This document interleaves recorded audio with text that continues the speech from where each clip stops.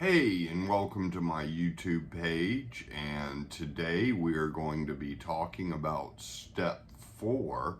And I know this step is a step that causes a lot of people problems and challenges. And I'd love to hear from you what kinds of problems and challenges it's created.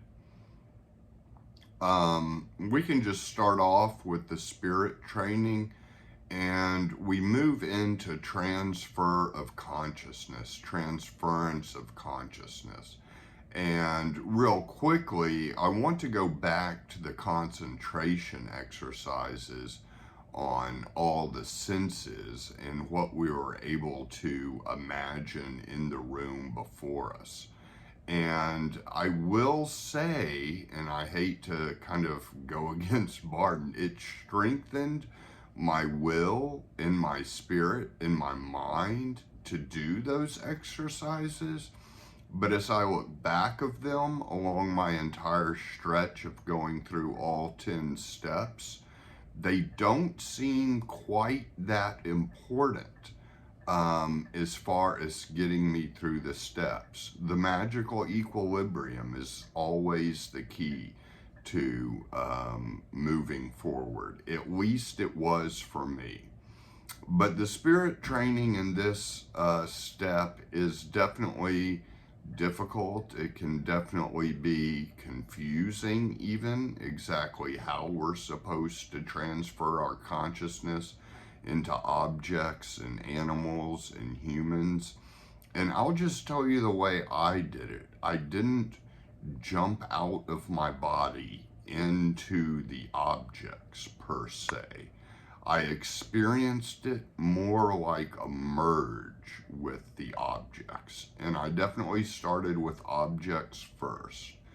And I used a lot of empathy and a lot of the water element, the empathy, the feeling, and even a sense of love. So as I was looking at these objects, and one of the objects I used was a stone from my altar, and I felt like it might be a little easier to transfer my consciousness into this stone because it was sacred to me and I had a deep love for it. And the way I did it was I just felt into it. And there's no reason going from point A to point B if everything is connected, everything is one, there's non-locality, and it's all connected. You can bring A and B together, so you're just going A to A. So in a sense, I brought the object to me, and I felt into it, looking at it, feeling its shape, feeling even love for it, empathizing with it, and feeling into it. I was able to merge with it and actually become that shape. And sure, I did forget my physical body a little bit, but I was still very much in a single place. At least that's the way I experienced it. I didn't experience it as leaving one place, going to another. I felt in the same place.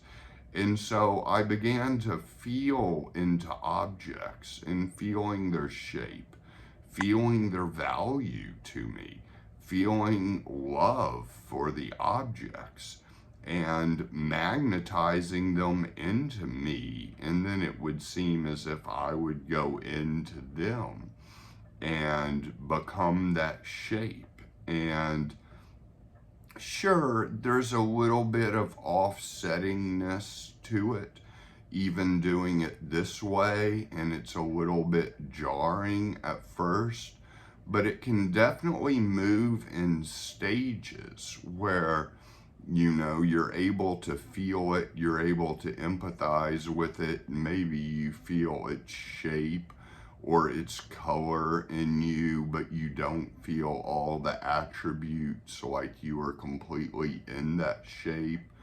And just keep going and keep starting from there and go with it and merge with the object that way. And that is the way that I found that was the surest path to getting this exercise done in the spirit schooling of step 4. Now, animals and humans, well, I'll start out with animals. It was not pleasant for me to try to attempt this with my own dog. It was definitely easier to attempt it with other animals I saw that did not, quote unquote, reside with me or belong to me. It was definitely easier to go into cats and also to deer. There's some deer in the backyard, some wild deer. And I basically was able to go into the deer more and into the cats more without seeming to disrupt myself. And it was the same process that I did with objects. It was feeling into them. Even if it was a cat 3 doors down or somewhere in the neighborhood that I had seen a few times before, just finding it and going into it and remembering it and then feeling as if I was a cat and I was in a specific location, and sometimes it'd be outside, sometimes it'd be inside, and I'd feel that location where the cat was, supposedly, I didn't go back and verify, but that's certainly the way I experienced it, and it didn't seem to disrupt the animal's consciousness as much. When I felt into my own dog, for example, I had too much inner conflict, and I felt like I was invading my own dog, and it's just like, okay, I'm not going to do this. Now with people, it can be even more invasive in my mind. So there's a little bit of an ethical issue that I encountered with this, which is this invasive? Is this invading other people against their will? And would you want to do that to someone you loved? Or is this a skill to learn to be able to do that when you need to, perhaps for your own protection, perhaps from a black magician or somebody with negative energy that you need to basically do protective measures against? Bardon mentions the concept of the werewolf. I certainly have no desire to be a werewolf. But anyways, with people, interesting path I took with people. And I'm just sharing my own experience because sometimes I feel like sharing my own experience is really the best way to help others. In this. This is what worked for me, so why not share that in the, hopes that it can work for you as well. So when I tried this with a few friends who were not living with me or even necessarily living too near me, I ended up being able to do it, but it was as if maybe I didn't completely expel their essence or become one with their essence. So it was kind of two essences mixed a little bit. And then, I'd forget the physical body, and then the phone would ring. And I would come back into my physical body, be in the chair I'm sitting in, or just seeming to come back, because I'm really not going anywhere. And basically waking up a little bit to the sound of the phone ringing and getting a call and them saying, "What are you doing?" And me like, oh man, they felt it. They even knew it was me. And these were friends that were also on a spiritual path, so they are probably a little more in tune. It might have probably been a lot easier to start off with strangers who were maybe a little more blocked or square, or not necessarily that self-aware. And so that's what I did. I would begin to do it with strangers, or maybe just somebody I saw passing through the store one day, kind of remember them and think maybe I could do that with them and they wouldn't notice. And lo and behold, I was able to, and that was so much easier than doing it someone with a personal connection. Because I could empathize with strangers. I could feel love for their physical body. I could feel into the shape of their body and the shape of their humanity, and end up feeling my way into it and merging. And it was a lot easier to pull off. Obviously, they didn't have my number to call me, but I don't think they would have, or they didn't, because, they're not at the level of the self-awareness or the spiritual evolution, so to speak, of doing it with my friends. So that's kind of my take on this spirit training. For me, it was all about the feeling. It was all about feeling into it and empathizing and merging and becoming one, rather than, jumping out and jumping back in. It was much more, at least in my experience of the process, felt much more like a merging. So that said, I don't really have a strong desire to continue to do this to people. It was very much a good exercise for me, but there's an invasiveness to it, and there's an invasiveness to some degree in clairvoyance. And I'll just say now that clairvoyance developed in me very much long before I came to working it in the steps.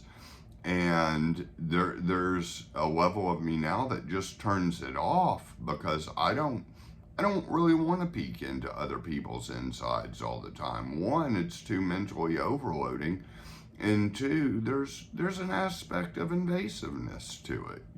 What be, what will be. Let other people live and let live, so to speak. So anyways, there's personal preferences that will probably come up for you too. But that's all part of the process. And Bardon says all the time, I will leave it to the individual magician to decide what is right for them.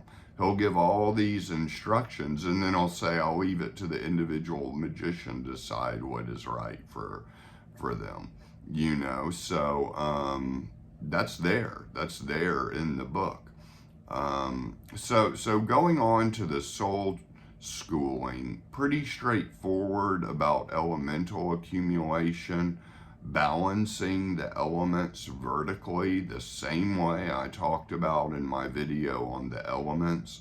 Earth, from the lower abdomen area to the spine, water in the abdomen area and the solar plexus, air in the chest, fire in the head. And what I did add in the elements video is fire on the right side of me, since I'm right-handed, and water on the left side of me.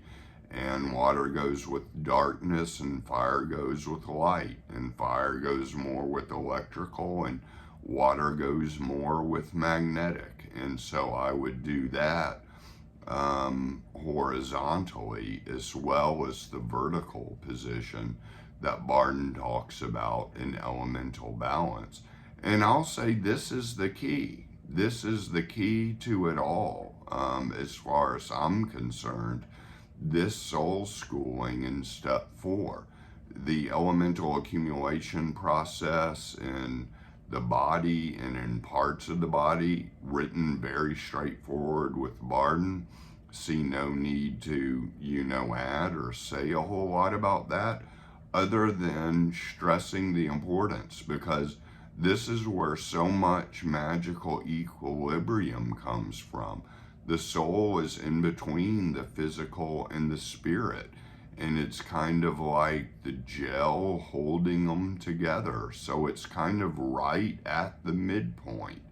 Imbalanced elements are kind of right at the midpoint of the entire landscape of the human being, of the complete person. And so getting this balanced and getting that magical equilibrium in the soul, I mean, for me, that carried me a long way.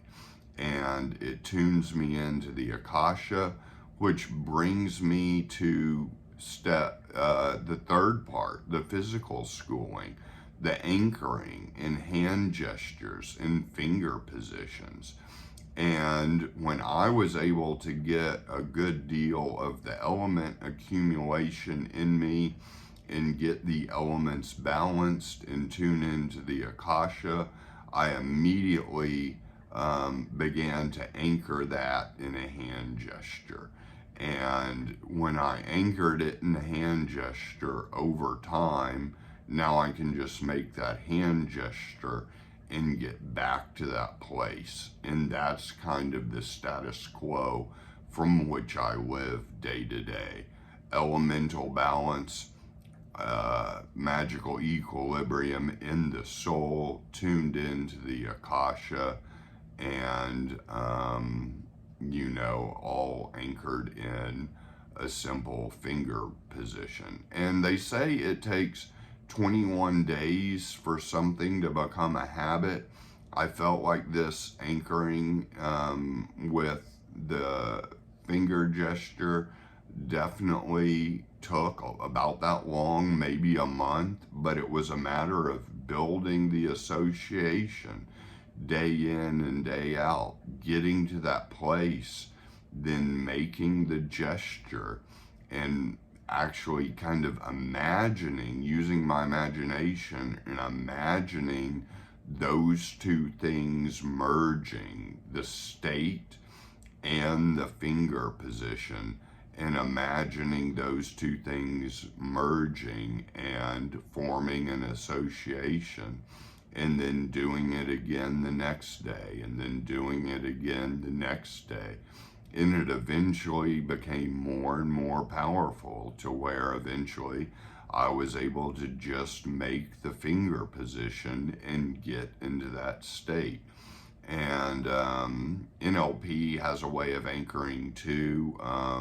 There's other methods of anchoring. I see no reason to get into them because Bardon's is pretty straightforward, and that's really the way I use it, to anchor states and to anchor processes and magical operations. But really just in IIH, it's a way to get into one of the abilities and connect totally there with just a finger position, and to connect to that state, or even a certain process in IIH, just making the hand gesture.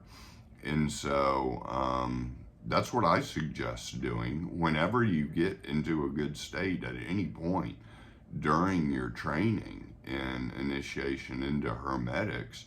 Anchor it in a finger position, anchor it in a hand gesture, and that can be totally effective and is a valuable asset to use. And whenever an ability comes, anchor the ability into a finger position. And it's the same way day in and day out, about a month, and you'll probably be able to form the association. It just takes regularity and the discipline to do it, which requires willpower, requires fire, but that's part of everything here. So yeah, hope this helped. Hope this video helped some. You know, these are the ways that have worked for me. Obviously, in the physical schooling, he talks about body positions. You know, I mean, it's the same idea. It's the same idea. If there's a good body position you like, where you're able to get in a certain state, try to anchor that state in that body position where you don't even need to do the exercise. You just basically go to that body position and you're already there. I mean, that's the point, to already be there without needing to necessarily work on it, without needing to accumulate elements, you know, to basically just accumulate them with making a certain gesture. So, very valuable tool to use all throughout this. And so, you know, that about wraps it up. I know people get stuck on this step, and I'm not exactly sure where, you know, each individual, all of you are individually stuck or not stuck in this step. And that's why coaching can help benefit, because I can really zero in on your own process and where you are getting stuck in the work, where you're having challenges. And if you're interested in that, just email me at thegraveyardcowboy@gmail.com. I also have this written below the episode. And thanks for watching. Many blessings to all of you. Hope you're all doing great.